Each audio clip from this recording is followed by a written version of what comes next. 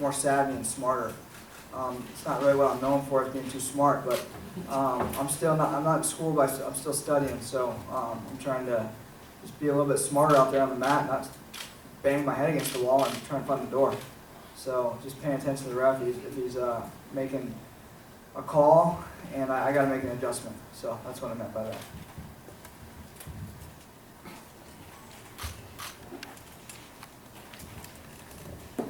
Jordan, you mentioned this to start, and we posted a clip yesterday from, I think, after you beat David Taylor. You've wrestled every great wrestler at 163 pounds that this country's had to offer. How often do you have to look back at those old battles before you start looking forward to prepare for a guy like Isaiah? What do you mean, look back? Look back and think about how many guys you've had to go through, and maybe the mindsets that you've had to go through with all those different competitors. I think it's a beautiful thing. We had a conversation, Christian Piles and I, when we were in New York City for Beat the Streets this year, and we discussed legacy. And within that legacy, I think a lot of times there's a bit of forgetfulness from the general wrestling public of who you have to be in order to make a team, right? There's a conversation that's been going along, and there's a lot of deliberation. I see Willie's been involved in it lately, where guys are going to wrestle for different countries. Now, whether that's because of pedigree or lineage or an ode to their family ties, or on my behalf, I think it's just easier to make teams and wrestle and compete at the World Olympic Games because you have dual citizenship because your grandpa or grandpa were from these countries. And I think if you look at that, you recognize that it's very difficult to make a team here in America. Sometimes to be a world team member, you have to beat the best wrestler in the world. And I think that's the case in a lot of these situations here that you're gonna see this weekend. And so, reflecting on my career, it's been really cool because I've been able to beat some guys that have been serious contenders worldwide. And I look at the fact that Kyle Dake was a 4-time finalist, 4-time champ. David Taylor was a 4-time finalist, 2-time champ. Isaiah Martinez is a 4-time finalist, 2-time champ. I was actually hoping possibly to get Nolf because he was a 4-time finalist and a 3-time champ, right? So I think that there's always a resume building opportunity every time I wrestle at the trials. But beyond that, I think that the cool thing about it is we both see what adjustments that we've made over the last year. And I think that, like Kyle said, you're able to reflect in those moments like, okay, this guy's improved here. Let's see what he's got. I can't watch an athlete against another person and prepare for him in my matchup because of what I've seen and the way they've approached someone else. I know that what he's going to do tomorrow is going to be much different than the way he would wrestle a Belarusian. And so just thinking about that, I'm excited. I'm looking forward to the opportunity, and it's going to be a fun evening tomorrow. This question is for Precious Bell. Menlo has had an amazing year of success with the WCWAs, the NAIAs, and with wrestlers like yourself and other top individual wrestlers. What's your experience been competing for a college program with success Menlo's had? So I want to give a big shout out to my coaches. 2 of them are here, and one of them actually had a baby last night too. I couldn't be here, so I love that team so much. I literally love that team so much. It's literally my heart. I literally started there. I learned how to shoot there 3 years ago. My coaches were, trying to figure out how to, get me and get my head game strong because I was not there. But look at me now, 3 years later. But being part of that team is crazy. We have our coaches that just believe, gave us a dream, taught us how to, just grind. Everyone's going to have something to say, or this person's better than you, or you can't do this, or this team's ranked 7th. But it takes us in that mat room to grind hard, to, just starts with you first. So our coaches just had us believe in it. My coach always has this term that's called get tough. And every moment you have something bad to say or some kind of complaint or anything, he always says get tough. And that's something I go by. I get tough. I get tough real good too. So it's just keep going. We grinded this year. We proved a lot of people wrong, and that's like my favorite thing is to hear everyone have those negative things to say and just to shut them up instantly. And that's what Menlo did. 2 times champs. Champs. Joe, this is your first time sitting out. What's it like? How does it feel? It feels great. It's good. Body feels good. It's good to focus and you know, just take the time to recover the body and you know, get ready for whoever was going to come through. And like Jordan was saying, I mean, there's going to be guys coming for you, like for the spot. You know, there's guys coming for you, and I was ready. I'm ready for whoever came through, and it's telegraphed. We've had a little bit of a history before, and I'm ready to take them out. Snowflake here. Kyvan, I just want to give you a clap for your outfit. I think it looks phenomenal. My question is actually for Sarah Hildebrandt, though. Taking a silver medal last year, how has that motivated you this year just to improve, and what changes have you made looking forward to this year being a very dominant wrestler on the world scene? So, coming into the season with a silver medal is definitely very encouraging at first. You're motivated, fired up. You know, it's that one spot below what we're all working for. So, that fire just to get to that next level, that one next step. But also with that said, as you continue to climb the ranks and get better and better, finding those adjustments, obviously endless, but can get harder and harder. They can be smaller and smaller. It's like chiseling a rock. It's like really easy to make big adjustments at first, and you can see them and you can see your improvement. And as time goes on, sometimes they're smaller, minute things, and it's hard to see that, and it can be hard to stay motivated. So I think, you know, that silver medal actually was great because I'm going into one more World Championships, 2020 after that, and I'm hungry still. I have something I need to chase that keeps that motivation alive, and just kind of be obsessed with that idea to keep finding those little things, those little places where I can improve to go really far away. So that's really been my game plan, is just to kind of be obsessed with it, you know, obsessed with that evolution, as, you know, Jordan and everyone's been saying. So it's been fun, and I'm looking forward to tomorrow. I got a quick one for James Green. Serious question. Your wife said, like, where are you going to sleep tonight? How's that? Your wife's in the hospital, right? But Yes. you need to get rest tonight. Yeah, so, yeah, she understands. She's happy, baby's happy, healthy. Her mom's actually able to make it out. And she's with her right now, so I'm gonna go check in and kind of get to enjoy our king bed by myself. We'll get some great sleep while I can for this weekend, and then, yeah, you know, enjoy that rest while I can, but I'm excited to wrestle, so.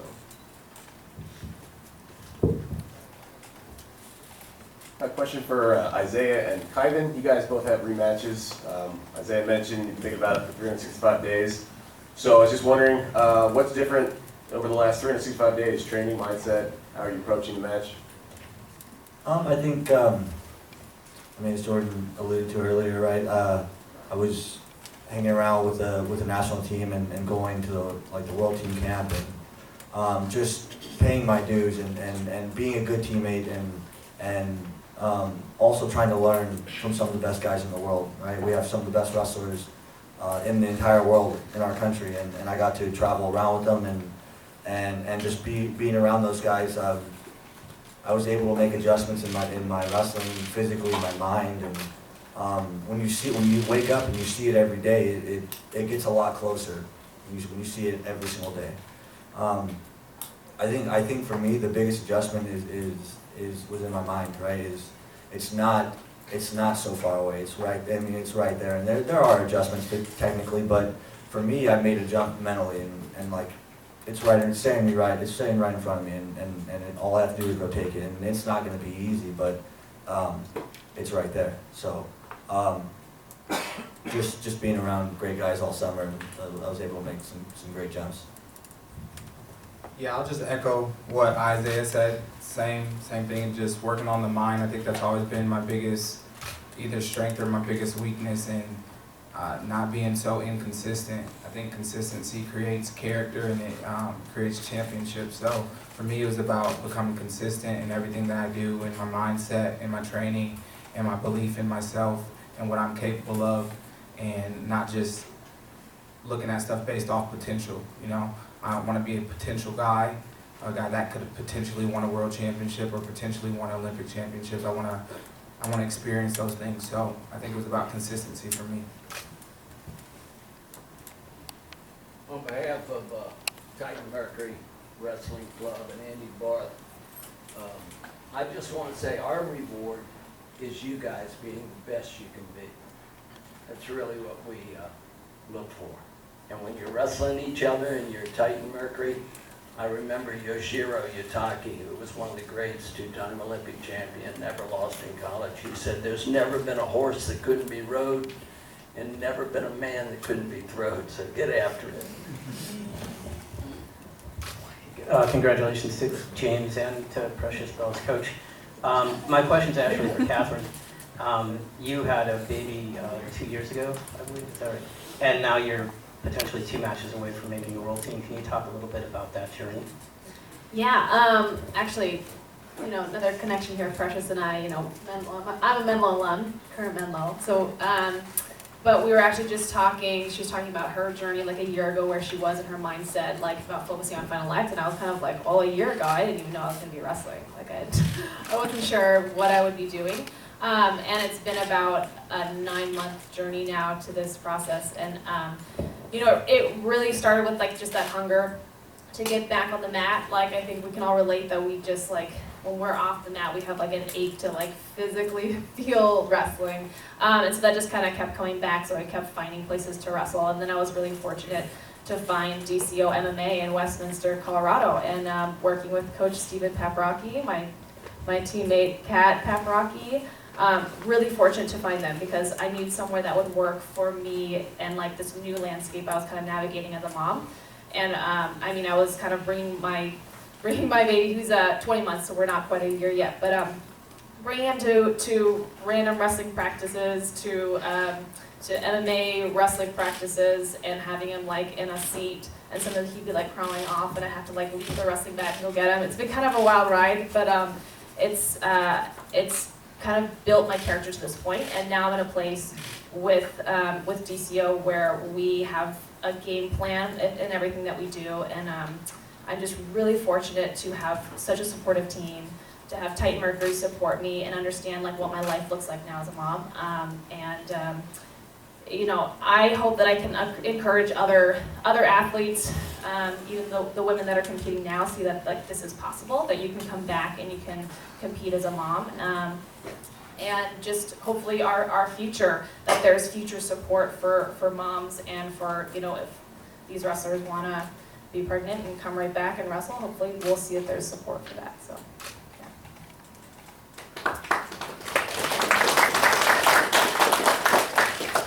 Yeah, one for Colton. Colton, you're kind of the baby of the group.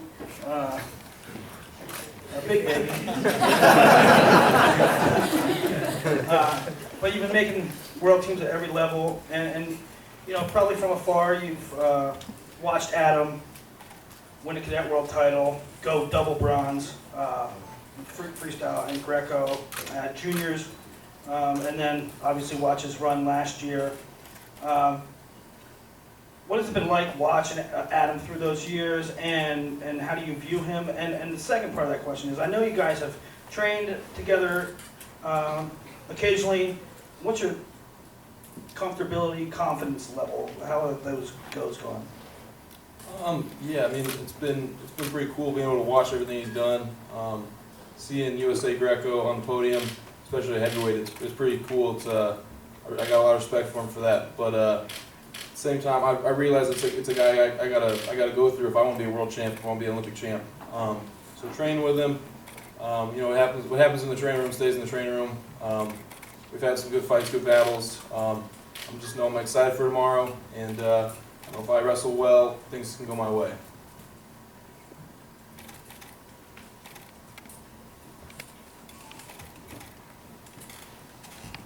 For Isaiah, you're wrestling maybe one of the best edge wrestlers ever. Last year, the first match, it was all step outs. Can you speak about the importance of edge wrestling, and maybe articulate to the fans back home some of the challenges that a wrestler like Jordan presents on the edge? What I was, Final X last year was 3 or 4 months after the NCAA championship, right? So I was wrestling freestyle for a total of 3 months, just focusing on that. And I think one of the things that's underrated about Jordan is when his bread and butter stuff's not working, he's pretty good. He's pretty good at finding other avenues to score. Right? He's a great practitioner. Yeah. So he found a way. He found a way to exploit, something that I wasn't quite at that level yet with. But since then, I've shorted up, and I don't know. I think it's going to be an entirely different match. There's going to be different kinds of scoring positions, and my knowledge has increased, and our knowledge of each other. We wrestled quite a bit during the summer, so we're pretty familiar. But as you asked, I mean, edge wrestling is very important. You can't get pushed out, and you got to score push out. So I think I've showed that up pretty good.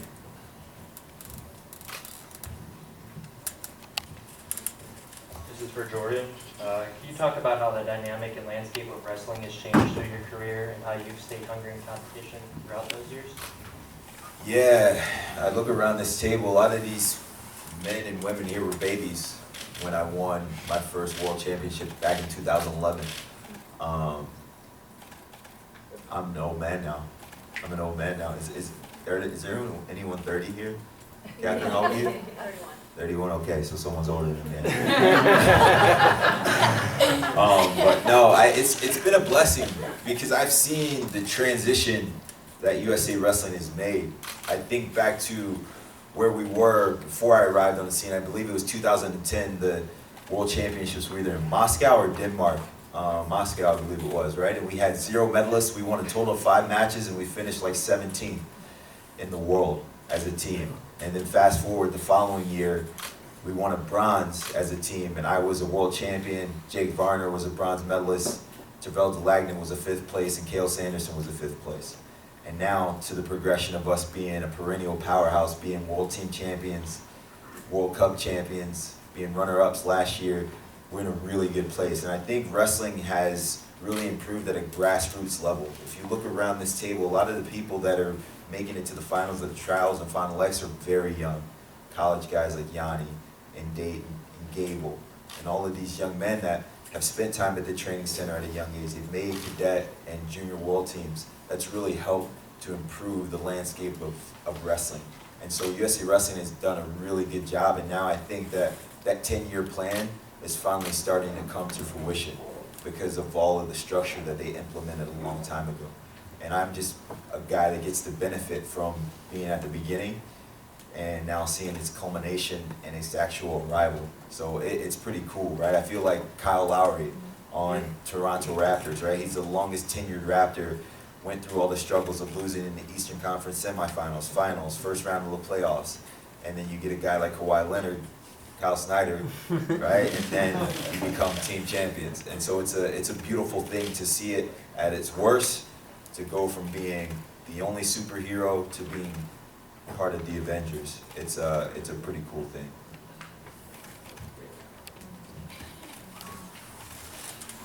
This is for Adam. So you saw Gable Stevenson in the freestyle trials, a young guy, and now you're going to face Colton, even younger guy. How do you stay motivated knowing that this younger generation, these guys are right on your tail? Well, that's motivation in itself, as the younger guys are right on the tail. So you don't have many years to get it all in before I start taking it over. So that's motivation right there. Make sure I'm making the most of these opportunities, and hopefully it's more than just one go. Kyle, are you going to stay in Toronto or go to the Clippers? I don't follow basketball. This is for Jordan and James. Jordan, you talked about the progression of Team USA Wrestling, but being from Nebraska, you've kind of seen the progression of wrestling as a whole, especially in high school, guys never going out and becoming state champions. What's it kind of like being kind of the influential pieces to high school wrestling around here? You saw girls wrestling on the docket for Nebraska, and kind of just seeing the changes going in place around here as well. It's pretty cool, especially coming from New Jersey, and where New Jersey is just a little bit more popular wrestling, and everything's close together. You drive down the highway, 10, 20 minutes, you pass 3, 4 clubs. Here in Nebraska, everything's kind of spread out, so you have people western Nebraska, mid Nebraska, and then here Lincoln and Omaha, and it's nice to know that there are wrestlers, there are kids that like the sport. They want to participate. They want to get on freestyle teams, Greco teams. They want to wrestle for Team USA. And we actually had here in Nebraska, we had our team camps and our freestyle camp going on. And just to have those kids come around and being able to follow the sport, it's great. I just know that when I was coming up, a couple days ago, I got to tell the kids about, flow was just growing. So when I was in high school, when I was coming up, I didn't really follow wrestling just in my area. But now with social media and how things are going, it's nice that these kids, they know each other before they even get in the room. They know who they're going to be around. They know what's possible with wrestling, where they can go if they stick to the program. And to see that here in Nebraska, be a part of it, knowing that I went to university, I can go out, have some lunch or something, see some fans, see some kids, and yeah, they know you, they appreciate you, and I appreciate them, so it's pretty cool. Yeah, Time for about 2 more questions. I'll kind of just compound on that quickly. We've just been able to be ambassadors for the sport here in this area, and events like this get to come to Nebraska. In a non-traditional wrestling state, you have the best wrestlers in the world in Lincoln, Nebraska. And if you are remotely even close to being a wrestling fan or engaged in this sport at all, it's a beautiful place to be. Tomorrow, I believe it's either today or tomorrow, there's a free clinic by Kendrick Maple and Tyler Berger, both NCAA finalists. Kendrick was an NCAA champion. If you attend this clinic, which is free, and you're from the ages of 8 to 18 years old, you get a free ticket to Final X tomorrow. So it's like things like that you can't really put a price on. Individuals in this state that love the sport and that want to improve in it have it right at their back door, and they have access to it like many people around the world do not. And I think that James and I have been able to kind of be the ambassadors and the pioneers on that forefront, and so it's been a cool thing. This question's for Adeline Gray. Speaking of pioneers and ambassadors, you've had a very active role supporting girls and women's wrestling. You coach at Wyoming Seminary, you write monthly columns for Win Magazine, you support nonprofit Wrestle Like a Girl, et cetera, et cetera.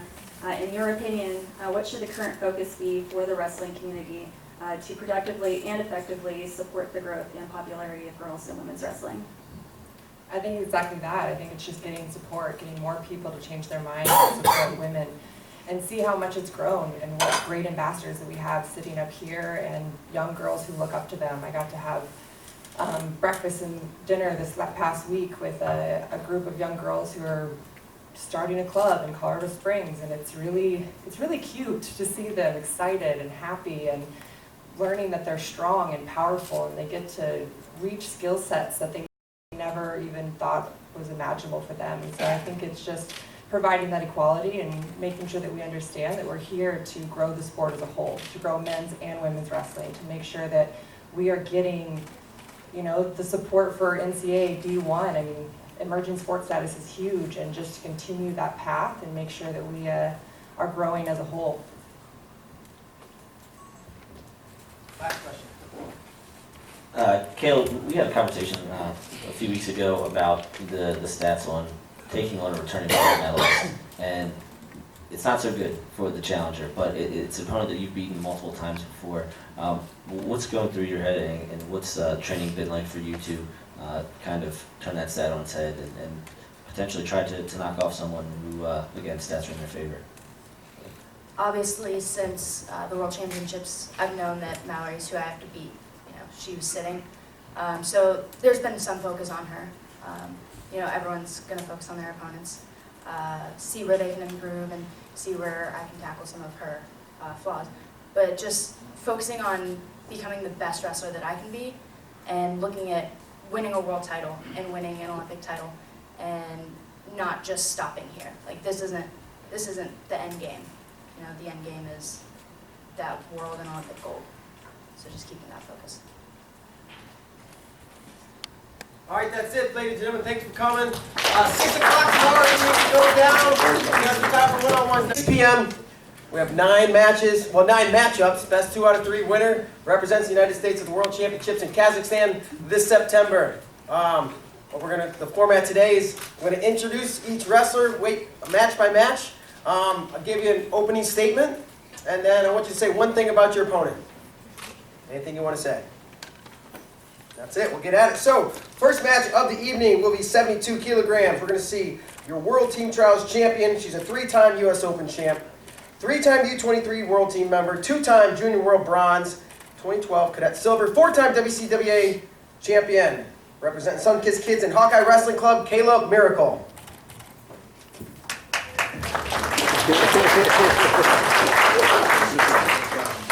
All right, Kayla Miracle. All I have to say is, everyone knows this is a rivalry.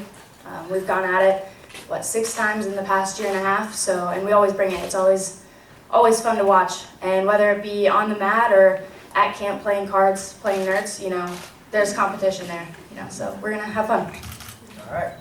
Her opponent was 2018 World Bronze medalist, 2-time World Team member, a 3-time WCWA champion, and in 2013 she was 5th at the Junior World Championships representing Titan Mercury Wrestling Club, Mallory Velty.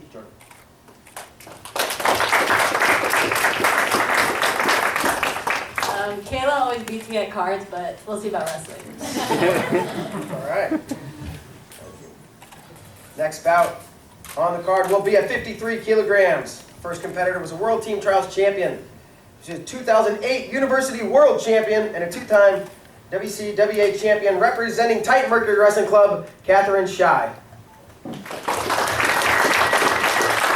Thanks, Catherine Shy here. Really excited to be competing again after a long break. And Sarah and I have wrestled a lot over the years, so it'll be a great match. Her opponent qualified for Final X by winning a silver medal last year at the World Championships. She's a 2-time World Team member and a 2-time WCWA champion representing the NYAC and Olympic Training Center, Sarah Hildebrand. Yeah, Sarah Hildebrand. Catherine and I have wrestled a bunch, so I'm really excited for a great fight tomorrow, and also just really appreciate a lot she does for women's wrestling and the growth of the sport. So just a shout out to that. That's really awesome. So excited for tomorrow. Next bout will be at 76 kilograms. Our first competitor was your World Team Trials champion, 2019 U23 World Team Trials champion, representing Titan Mercury Wrestling Club, Precious Bell.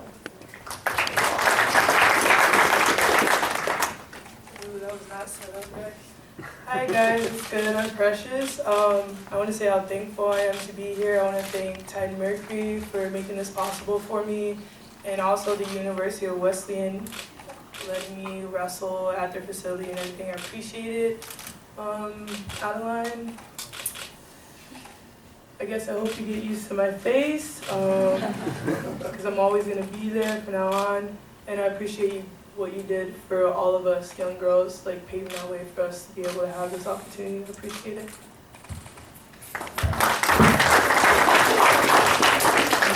Her opponent, she was 2018 World Champion, 4-time World Champion representing the New York Athletic Club, Adeline Gray. Hi everybody, Adeline Gray. I've been lucky enough to get to watch Precious compete a lot this year, and she's been really dominant, so I'm kind of excited to see the 2 top people at this weight class go at it tomorrow. All right. Our next match is at in Greco-Roman at 130 kilograms. Your World Team Trials champion. He was a 2-time Cadet World Team member, 3-time Junior World Team member, 2017 Cadet Gold, 2018 Junior Bronze, 2018 U23 World Team member, Sun-Kissed Kids, Colton Schultz. Everybody, Colton Schultz. Blessed to be here, very grateful. And as far as Adam Cooley, he's a great wrestler. Was able to get USA Greco back on the podium. Got a lot of respect for him, ready to wrestle tomorrow. All right. His opponent was silver last year at the World Championships. He's a two-time junior world medalist. In 2011, he was a cadet world champ representing NYAC and Cliff Keen Wrestling Club. Adam Kuhn. Thank you. Just really excited to be here. Obviously love competing, and I got a really great opponent that I'll be facing tomorrow. I have a lot of respect for him, and obviously he has much better hair than I do. So yeah, he's going to be rocking that one tomorrow. So excited to compete, and let's get after it. Next bout will be at 61 kilos, our World Team Trials champion. He's a three-time University National champion and a 2007 Junior World Team member representing Titan Mercury Wrestling Club and the NJRTC, Tyler Graff.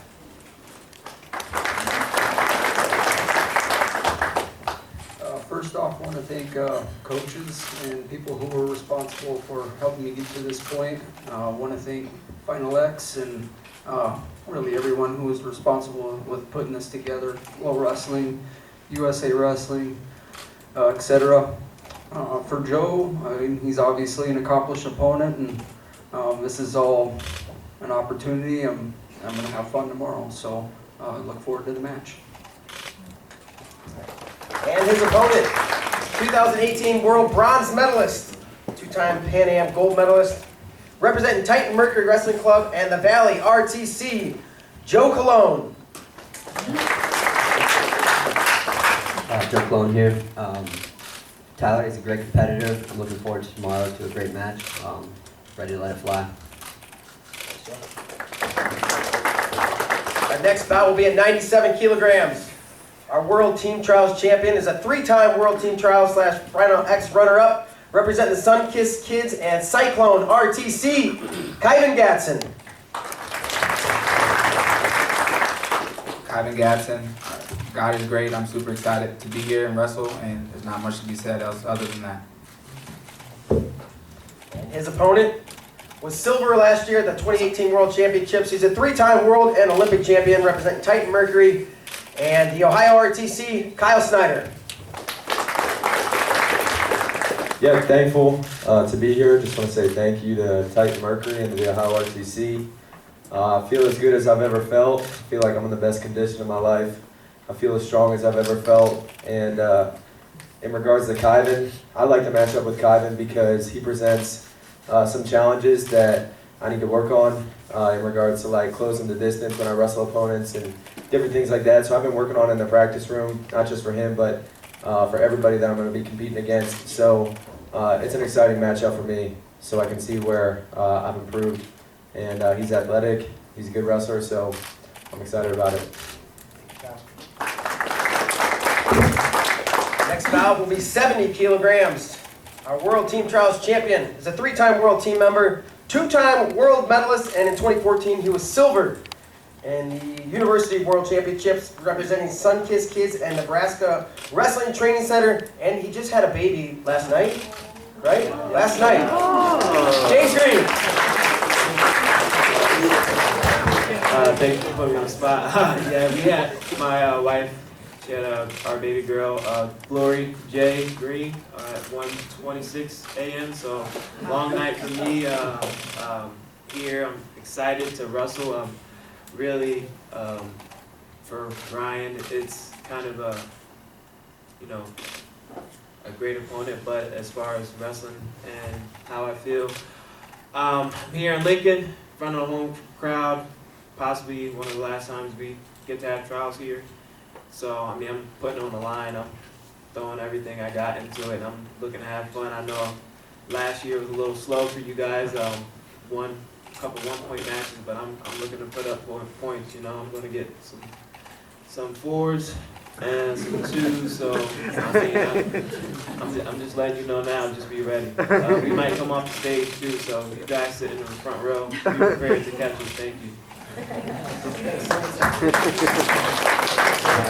And his opponent was the U.S. Open champion this year, and in 2017 he was a Junior World Silver medalist, representing Titan Mercury Wrestling Club in the Chicago RTC, Ryan Deacon.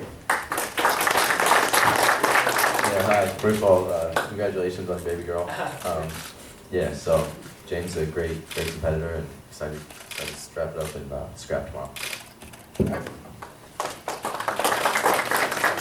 Moving along, our co-main event of the evening, 57 kilograms. World Team Trials champion, also a two-time world team member. In 2017, he was silver at the World Championships. 2014, he was a junior bronze, and in 2011, he's a cadet world team member representing Titan Mercury in the Hawkeye Wrestling Club, Thomas Gilman. Yeah, so growing up, my mom taught me well, and one thing she taught me was if you have nothing good to say, don't say it at all.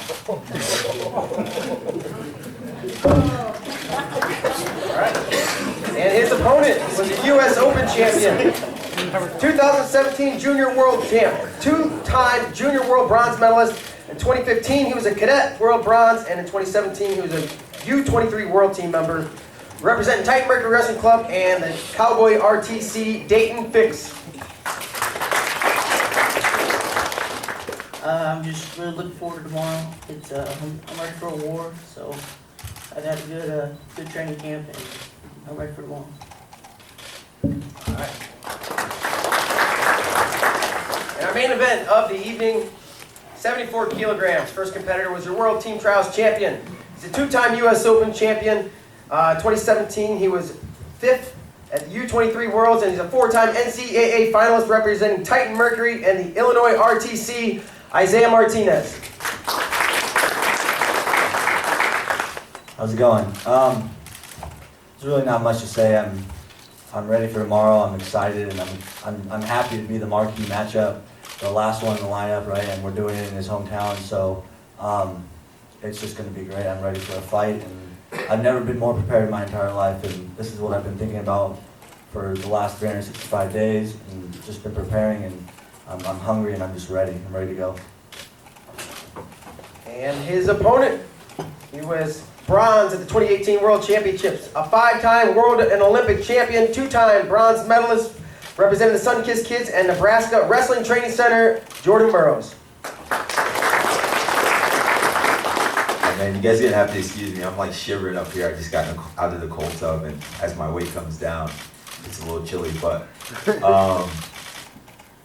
man, when I was a kid, my mom taught me. She taught me well. She told me if you didn't have anything good to say, not to say anything at all.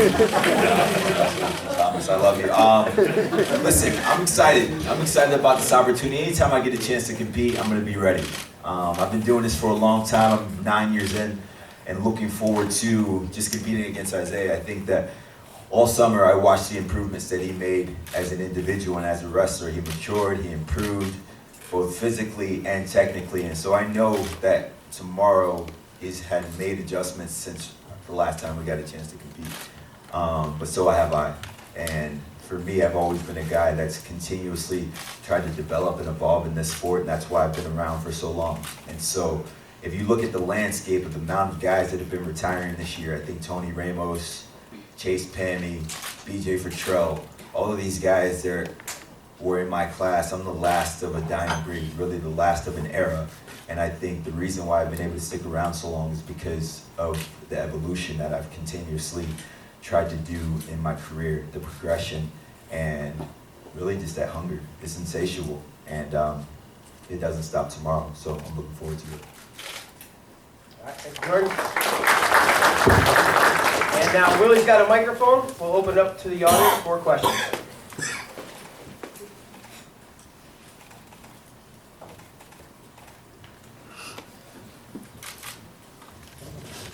Hi, this question's for Mallory Velty. You're a 2018 bronze world medalist. You've had success at both recent Beat the Streets events, and you're ranked third in the UWW rankings. What do you attribute this success to? I think consistency in my training. Not much has changed, but just little technical things. I think, just as Jordan said, like constantly evolving and becoming better has paid off this year and last year, yeah, definitely. Questions for Dayton Fix. Dayton, after the World Team Trials, Thomas said that you actually were the one that had adjustments to make. Do you agree with that? And if so, what were those areas where you need to adjust? I mean, there's always room to improve, and obviously he was probably referring to the edge wrestling on dropping down in the zone, and you know, one way to fix that is not to get in that position. So it's something I've been working on, and I'm looking forward to competing tomorrow. This is for Kayla and Mallory. You guys are very familiar opponents. So as Jordan was talking about the evolution, I mean, like, how do you guys continue to grow your wrestling where you have the edge on the other one? You can start with Mallory and Kayla. Most of the year I'm thinking about international competition. You know, we're not trying to, well, we are trying to win this, but we're really trying to become the best for our country. So I think just becoming the best wrestlers we can, at least for myself as I can, will help me win against Kayla. And then I think she makes me be really disciplined. So that's like something that I really am grateful for. Thanks, Kayla. She makes me really disciplined in my position. So yeah. For me, I'm a completely different person from what I was, a year ago. I made big moves. I moved to Iowa, joined the Hawkeye Wrestling Club, and my wrestling has just changed. I've got great coaches. We got Mark Perry and the Brands brothers. I have amazing partners. Three others are competing. Well, one already made the team, and she's my warm-up partner. So just that, right over there. Just that amazing training environment, just being held accountable, and just kind of hitting that low, winning the first match last year and then losing the second two. It stings, especially when we've competed before. We wrestled at the Open last year, and then we wrestled 2 times after Final X. I just know where I'm at and just continuing to get better and trying to, like I said, it's a rivalry, but I'm going to try and create that distance, make that spread. Hey Kayla, I have a question for you. Do you get tired? I heard Forrest say if you train in Iowa, you don't get tired. You don't get tired. LFG. Questions for Colton, Ryan, Adeline, and Tyler. What's interesting is all 4 of you are from Colorado. And in recent memory, I don't think we've had that much representation from Colorado. What's it like to have grown up in that state, wrestle there, and develop your talents there, and now have the opportunity to go from Colorado to the national team to the world stage? I guess you can start with Colton. It's been a blessing being so close to the OTC. I think recently there's been a lot more people taking advantage of it, which is good. It's good for the state, and we've just been competing on the national level, doing everything we can to be the best in the country and then the best in the world. So I don't think it matters where you're coming from, but I think we're all proud to be from Colorado, and we're taking advantage of every opportunity we get. Yeah, kind of going off that, I think Colorado's a great state and definitely kind of on the come up with wrestling. Just blessed to grow up around a bunch of really good people, and I think there's a lot of really good wrestling minds in Colorado. And yeah, so there's a lot of help there, and it's really cool that there's a bunch of people coming from Colorado. Yeah, we do have a lot of Colorado people this week, huh? I was actually just talking to Coach Steiner about the fact that I've known him for over half my life. I came up to the training center when I was 14 years old, so it's been a long journey and a relationship where I've gotten to build and grow around the Olympic Training Center and develop as a wrestler and be around a lot of great athletes. And like the other two said, it's pretty cool how a lot of people just stay. I think it's because of the mountains, but we get all the knowledge that kind of generates in Colorado, and those coaches just kind of stick around and finally ending up sticking into freestyle and Greco and changing the culture in Colorado wrestling. I think it's huge. I think the Olympic Training Center's played a big, vital part of, seeing the success we're having now with the 4 people wrestling in the Final X from Colorado. I think it's just putting more people from Colorado on the map and giving, hopefully, more kids opportunities that have goals that want to be in this stage and reach their goals of being a world Olympic champion at some point. But hopefully, it's a good motivator, and happy to be a part of it when there's 4 of them instead of just 1. And I'm curious if it's the altitude. It might just be our blood.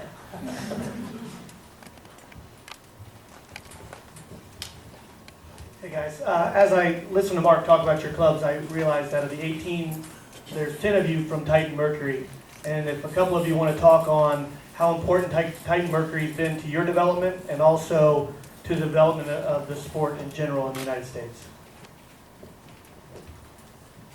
I don't think that Final X would be possible without Titan Mercury and the help of Andy Barth, right? Like made all of us come here, like 10 of us, all of our coaches, you know, all of our support staff. So I think it's been pivotal in the sport, and without Andy and Titan Mercury, like this wouldn't be possible. So I can just say thank you. That's about it.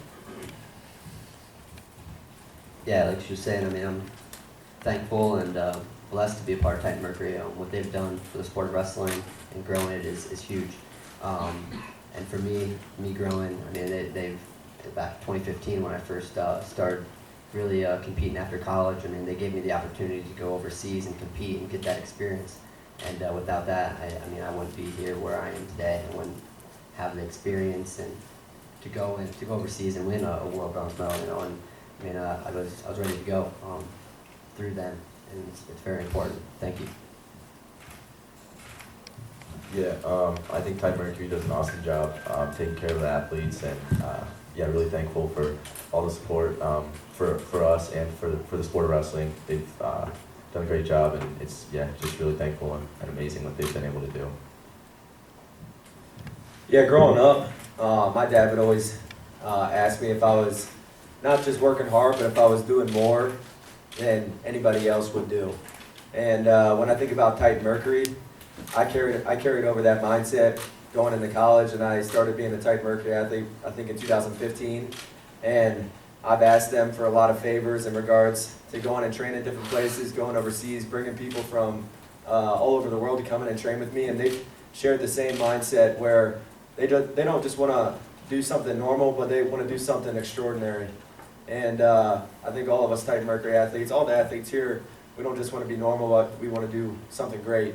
And it's just amazing to have clubs that are willing to support those type of people with those type of goals and that mindset. So super thankful for Wayne and Andy and everybody, Debbie and everybody who's in the Titan Mercury crew. Yeah, I wanted to say thank you again to them. Honestly, this wouldn't be possible without them. I'm a college student. I know everyone in here was in college once. I work literally an 8-hour job. I wake up at 7 in the morning and I don't finish until 3:30 in the afternoon just to scrap money to take care of myself. And to have them basically take away all my worries about how I'm going to get here has sincerely blessed me. Because if you had seen how much it took for me to save the U.S. Open, boy. I'll just say a few words. I think just gratitude, right? Gratefulness for Titan Mercury and their support staff, and just the planning. Like, I know before the U.S. Open, the trials and the Final X, like there's emails coming in like, where do you want to fly out? Does this work? And they're so flexible, and they understand the support role and how important they are to just championship performance. And for me, it's like, you know, I don't have to worry about, you know, all the planning. My coaches don't have to worry about things like that. And it just, what they do is that they provide so much support for our dreams. And again, just so grateful for them.